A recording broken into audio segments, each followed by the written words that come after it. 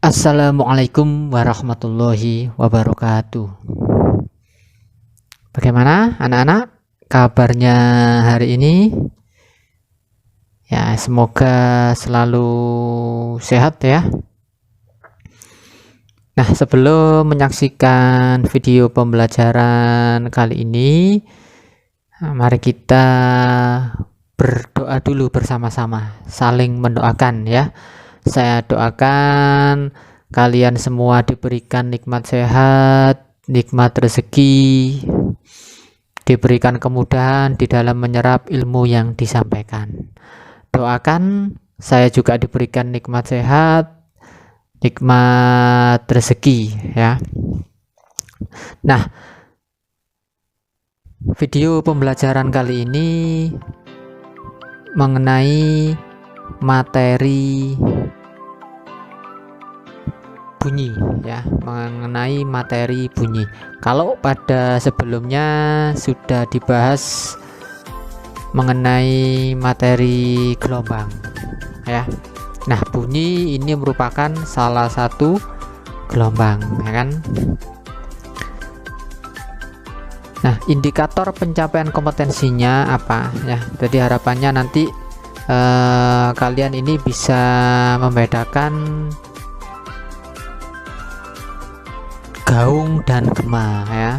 Kemudian dapat menghitung jarak sumber bunyi ke pendengar ya. Kemudian dapat menghitung kedalaman laut. Kemudian dapat menganalisis hubungan antara panjang pendeknya senar dengan frekuensi bunyi ya. Nih ya, jadi ini ya, harapan kalian bisa memahami 4 hal ini. Baik.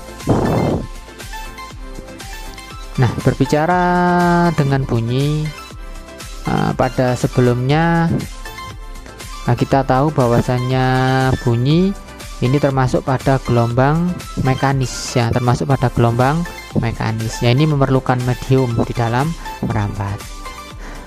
Bunyi juga termasuk gelombang longitudinal, dilihat dari arah getar yang sejajar dengan arah rambatnya ya. Jadi bunyi termasuk gelombang mekanis, juga termasuk gelombang longitudinal.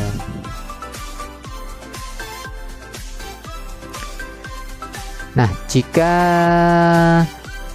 bersuara sambil memegang leher ya, tentu akan merasakan getaran di leher. Lonceng yang berbunyi tentu akan terasa getarannya ketika dipegang. Jadi bunyi dihasilkan oleh benda-benda yang bergetar.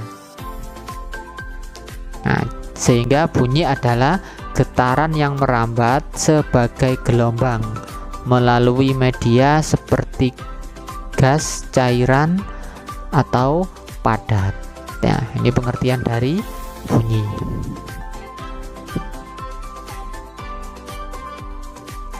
Nah, bunyi karena salah satu gelombang, bunyi ini bisa dipantulkan ya.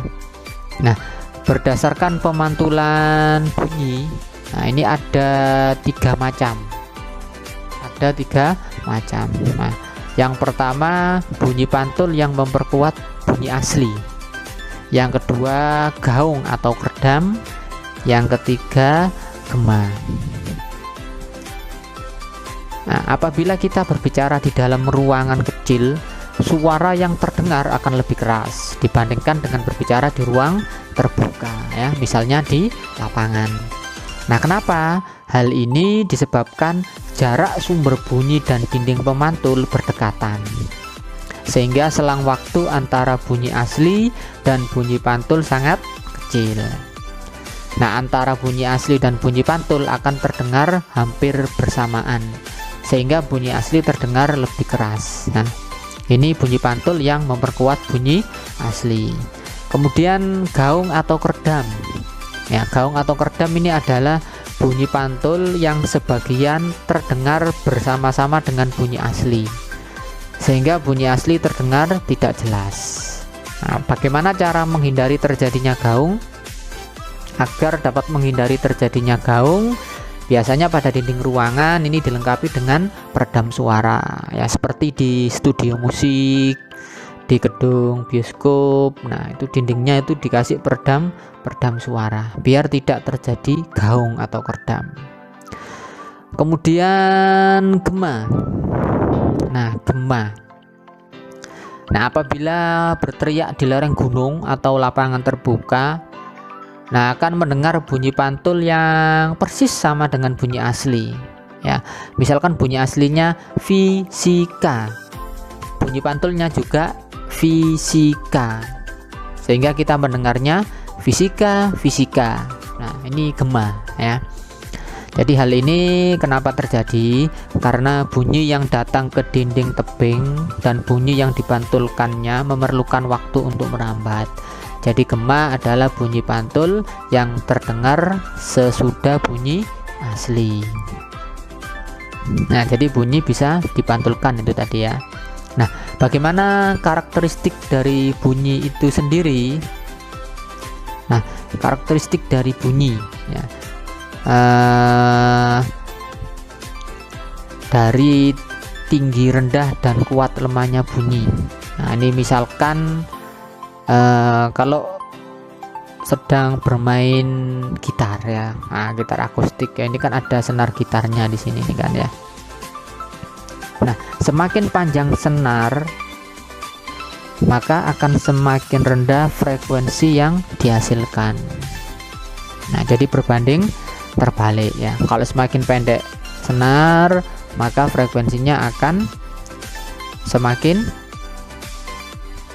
tinggi ya, berbanding terbalik. Jadi kalau semakin panjang senar maka frekuensinya akan semakin rendah. Kemudian tegangan senar ini juga mempengaruhi frekuensinya ya. Semakin besar tegangan senar maka semakin tinggi frekuensinya. Begitu pula luas penampang. Semakin kecil luas penampang senar, semakin kecil frekuensi yang dihasilkan ya. Nah, yang kedua nada ya, nada. Nah, nada yang suka dunia musik pasti tahu ini ya. Nah, ini merupakan beberapa deret nada yang berlaku standar ya. Do, re, mi, fa, sol, la, si, do. Nah, ya kan. Nah, ini ada frekuensi dan perbandingannya di sini ya.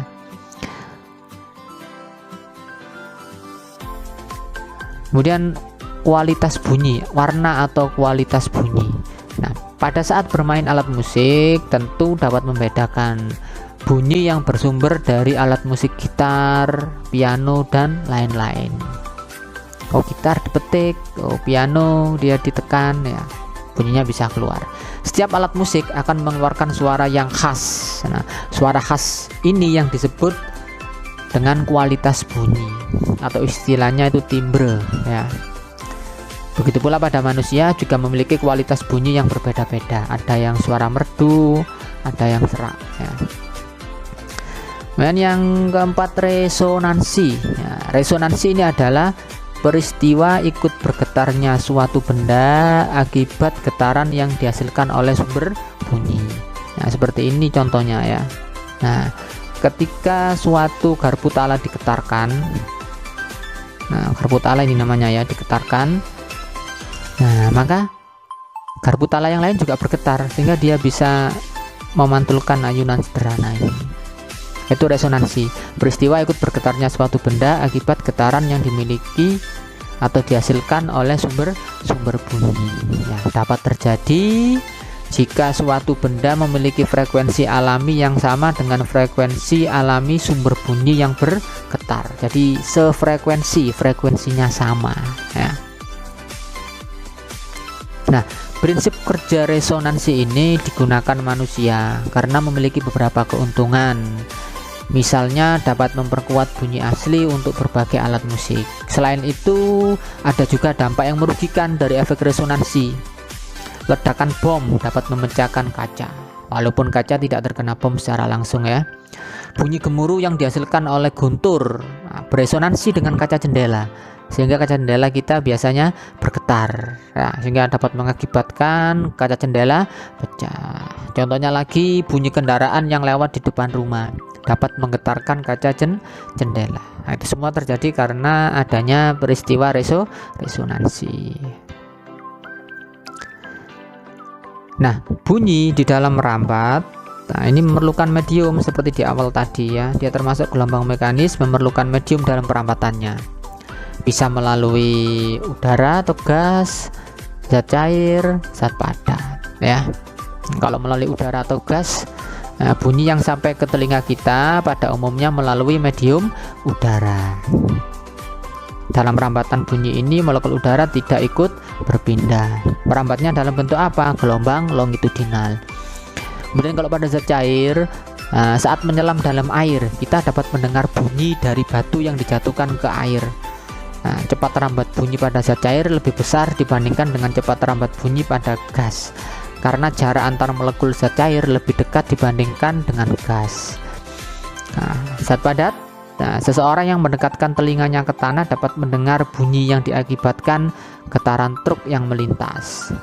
Atau ketika ada suara kereta api, ada kereta api dari jauh jalan, kita dekatkan telinga kita dengan relnya, ini bisa merasakan ya, bisa mendengar kalau ada suara kereta api bergerak. Jadi bunyi ini merambatnya melalui medium, bisa udara, zat cair, sama zat padat. Nah, karena bunyi dapat merambat, otomatis bunyi juga memiliki kecepatan di sini. Nah, bagaimana cara mencari cepat merambat bunyi? Nah, ini ya, tentunya di kelas 7 pernah membahas mengenai kecepatan ya. Nah, cepat rambat bunyi tapi di sini yang dimaksudkan ya. Cepat rambat bunyi V sama dengan jarak dibagi waktu. Ya. V ini velocity, cepat rambat bunyi, satuannya meter per sekon. S ini space, jarak, satuannya meter. T ini time, waktu, satuannya sekon. Ya. V sama dengan S dibagi T. Bagaimana kalau mencari S? Ya tinggal dikalikan aja. S sama dengan V dikali T. Nah, contoh soal. Saat cuaca mendung, seorang anak mendengar bunyi guntur 1,5 detik. Setelah terlihat kilat, jika cepat rambat bunyi di udara 320 meter per sekon, tentukan jarak sumber petir dari anak tersebut. Nah, dari soal ini apa saja yang diketahui? Nah, kita data dulu yang diketahui ya dari soal ini. Nah, yang pertama ini diketahui apa ini? 1,5 detik ya. 1,5 detik ini berarti waktu ya. Diketahui waktunya. Kemudian ini 320 meter per sekon. Nah, berarti apa anak-anak? Kecepatan ya, sehingga diketahui T-nya 1,5 detik, V-nya 320 meter per sekon. Nah, yang ditanya di sini adalah jarak. Jarak itu S. Nah, pakai rumus yang tadi, V sama dengan S dibagi T. Kalau mencari S berarti V kali T. 320 dikali 1,5 sama dengan 480 meter. Nah, oke, selanjutnya jenis-jenis bunyi berdasarkan frekuensi. Ya, ini ada 3 jenis-jenis bunyi berdasarkan frekuensi. Ada ultrasonik, audiosonik, infrasonik. Bedanya di mana? Bedanya ya dilihat dari frekuensinya.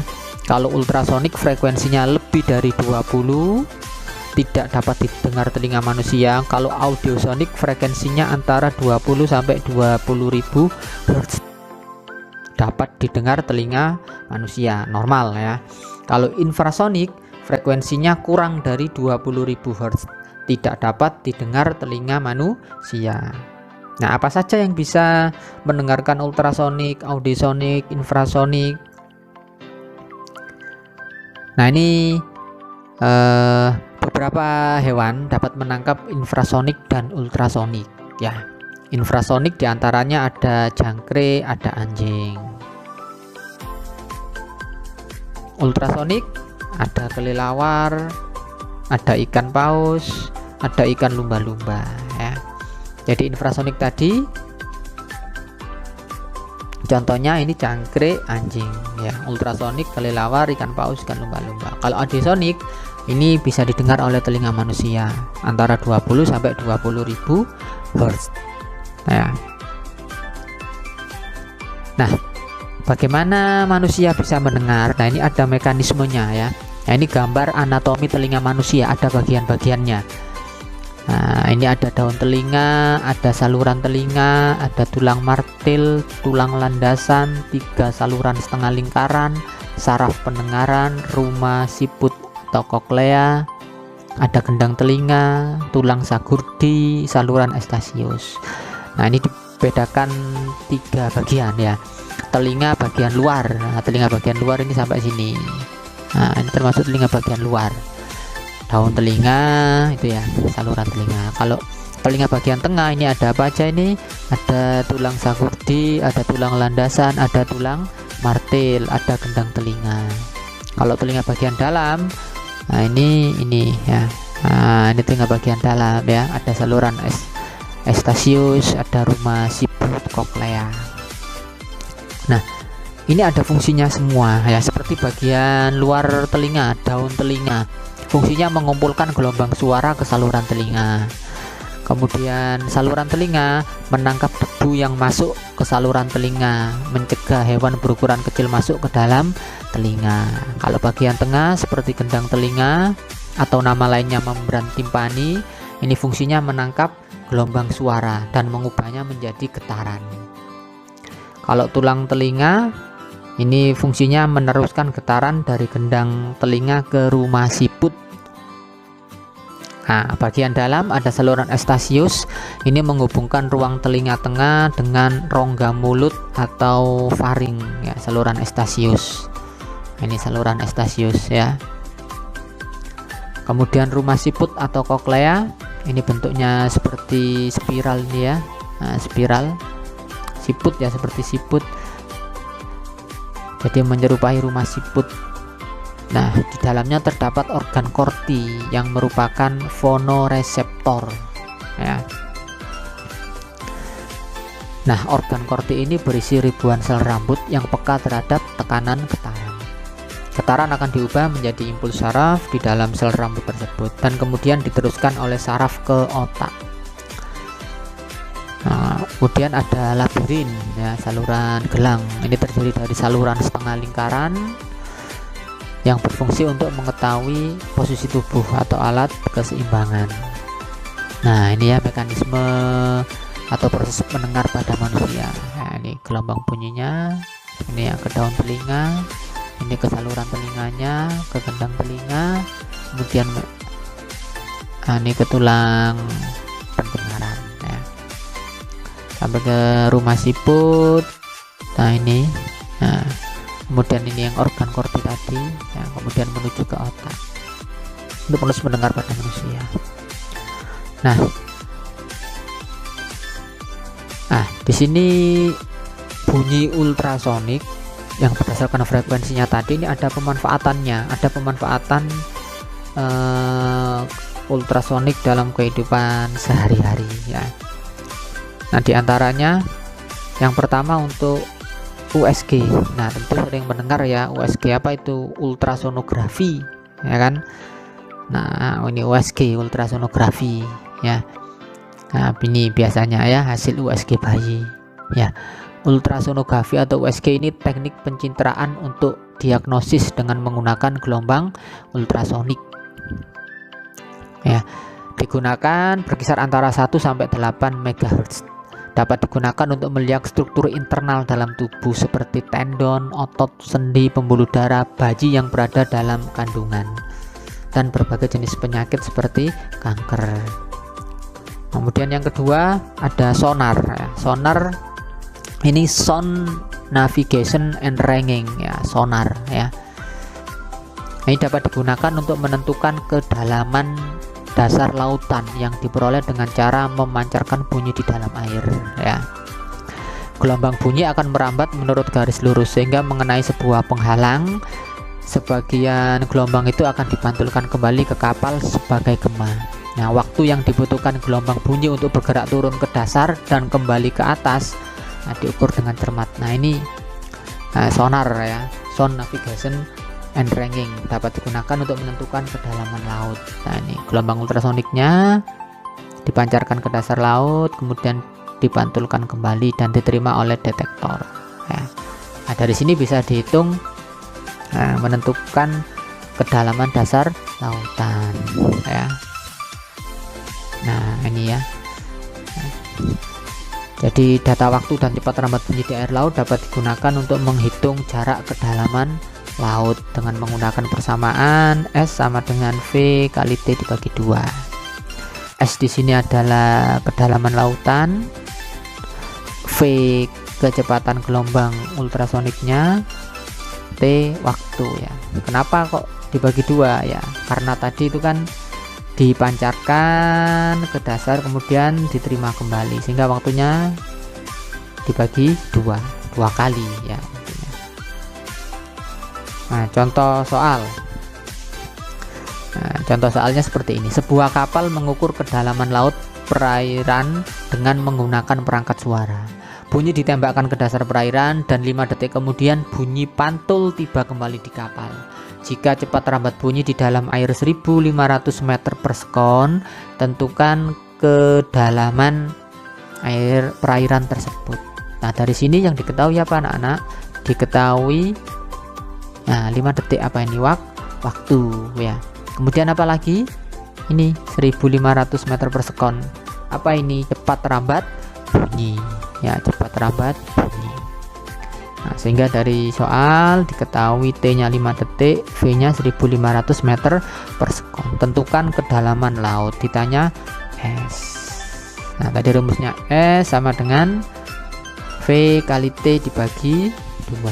Nah, ini ya, V kali T dibagi 2 ya. 1500 kali 5 dibagi 2 sama dengan 3750 meter. Nah, itu ya, bisa dipakai untuk mengukur kedalaman laut. Nah, dengan adanya data waktu dan kecepatan gelombang ultrasonik di dalam perairan laut. Kemudian yang ketiga bisa dipakai untuk terapi ultrasonik ya, terapi ultrasonik ini ya. Nah, ini contoh terapi batu ginjal dengan gelombang ultrasonik. Nah, terapi ultrasonik merupakan terapi yang menggunakan gelombang ultrasonik untuk keperluan medis ini ya. Nah, beberapa bentuk terapi ultrasonik, misalnya terapi fisik yang biasa digunakan untuk menangani kesleo pada ligamen otot, kemudian inflamasi sendi. Nah, selain itu, tingginya energi gelombang ultrasonik juga dapat digunakan untuk memecah endapan batu pada penderita batu ginjal yang dikenal dengan litotripsi. Nah, ini terapi ultrasonik ya, bisa dipakai untuk terapi batu ginjal. Kemudian yang keempat, pembersihan ultrasonik ya, ini ya. Pernah mendengar pembersih ultrasonik? Ya, pembersih ultrasonik ini alat yang menggunakan gelombang ultrasonik antara frekuensi 20 sampai 400 kHz dan cairan pembersih tertentu untuk membersihkan suatu benda. Ya, biasanya digunakan seperti pada perhiasan, lensa, jam tangan, alat bedah, alat musik, alat laboratorium dan alat-alat elektronik tertentu ya. Nah, ini mesin yang dibersihkan dengan alat pembersih ultrasonik. Ini sebelum, ini sesudahnya. Dan yang kelima, ini ada sonifikasi. Apa itu sonifikasi? Nah, sonifikasi atau sonification, ini proses pemberian energi gelombang ultrasonik pada suatu bahan larutan atau campuran, sehingga bahan tersebut dapat dipecah menjadi bagian yang sangat kecil ya. Di dalam laboratorium, sonifikasi dilakukan dengan bantuan alat yang disebut sonikator. Nah, pada alat pembuatan kertas juga terdapat alat yang memancarkan gelombang ultrasonik pada serat selulosa, sehingga tersebar lebih merata dan menjadikan kertas lebih kuat. Dan yang keenam, ini pengujian ultrasonik ya, alat uji ultrasonik ya. Ini gambar teknisi menguji kebocoran pada pipa besi menggunakan alat uji ultrasonik ya. Ini merupakan ultrasonic testing atau pengujian ultrasonik. Ini merupakan teknik pengujian yang berdasarkan pada penyaluran gelombang ultrasonik pada objek dan material yang diuji. Nah, dengan menggunakan teknik pantulan gelombang ultrasonik yang dipancarkan ke dalam benda, kerusakan pada bagian dalam benda, ketebalan dan karakteristiknya dapat terdeteksi. Misalnya kerusakan akibat korosi pada logam. Nah, itu tadi beberapa manfaat ultrasonik ya dalam kehidupan sehari-hari. Ya, baik ya, ini tadi materi mengenai bunyi ya. Nah, jangan lupa kita selalu bersyukur diberikan pendengaran, diberikan nikmat oleh Allah bisa mendengar secara normal ya, tanpa alat bantuan apapun ya. Ini harus kita syukuri ya, karena dengan kita bersyukur maka kita akan bahagia ya. Baik, terima kasih atas perhatiannya. Semoga ilmunya bermanfaat ya. Sampai ketemu dengan video pembelajaran lainnya. Terima kasih. Sekian.